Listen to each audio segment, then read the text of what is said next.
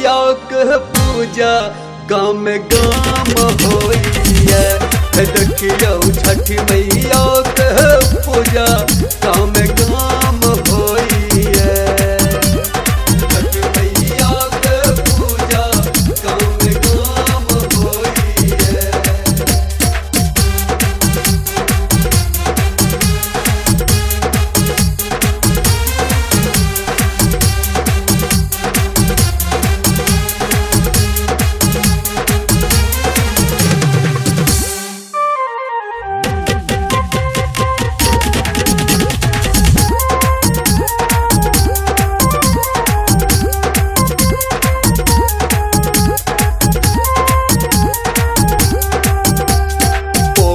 घाट पर भीड़ जुटल छै, लागल मेला अपार।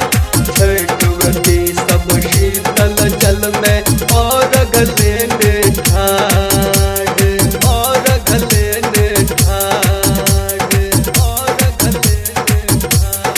देखियो पोखर घाट पर भीड़ जुटल छै, लागल मेला अपार। छठवती सब शीतल जल में और गले ठाढ़। देखो चम चम चम चम पोखर घाट चमकैया।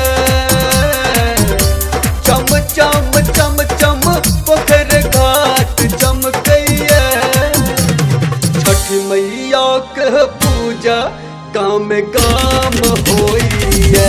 देखियो छठ मैया के पूजा गाम गाम होइए।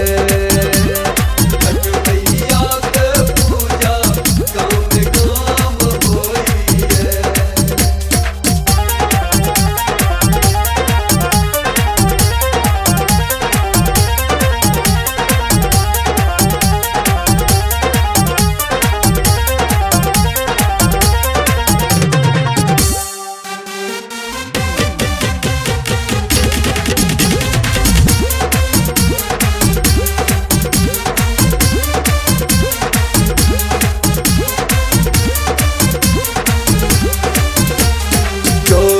नारियल ठकुआ बुसबा जोड़े कुसिया।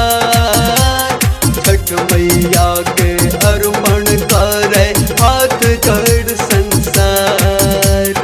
हाथ जोड़ संसार, हाथ जोड़ संसार। हे यौ जोड़े नारियल ठकुआ बुसबा जोड़े कुसिया।